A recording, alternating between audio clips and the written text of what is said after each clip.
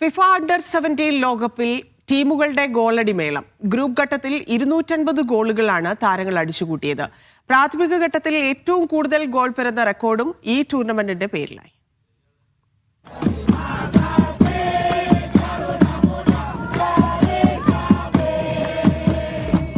ഒൻപത് ദിവസങ്ങളിലായി നടന്ന ഗ്രൂപ്പ് ഘട്ടത്തിൽ ആകെ 72 മത്സരങ്ങളാണ് അരങ്ങേറിയത്.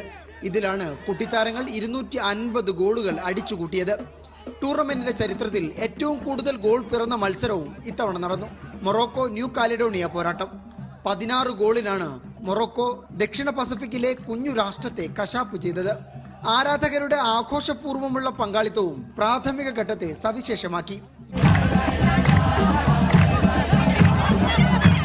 കളി നടക്കുന്ന ആസ്പെയർ സോണിലേക്ക് ആദ്യ ദിവസങ്ങളിൽ ഒഴുകിയെത്തിയത് 52,657 ആരാധകരാണ്.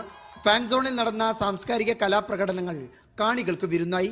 32 ടീമുകൾ നോക്കൌട്ട് റൗണ്ടിലേക്ക് യോഗ്യത നേടി. നിലവിലെ ചാമ്പ്യന്മാരായ ജർമ്മനിയും 4 തവണ ജേതാക്കളായ ബ്രസീലും കരുത്തരായ Argentina, Portugal, France, Germany, Italy, England ടീമുകളും നോക്കൌട്ട് റൗണ്ടിൽ കൊമ്പുകോർക്കും. അരങ്ങേറ്റക്കാരായ അയർലൻഡ്, യുഗാണ്ട, സാംബിയ ടീമുകളും നോക്കൌട്ട് യോഗ്യത ഉറപ്പാക്കി. അറബ് ലോകത്തു നിന്ന് മൊറോക്കോ, ടുണീഷ്യ, ഈജിപ്ത് രാഷ്ട്രങ്ങളും യോഗ്യത നേടിയിട്ടുണ്ട്.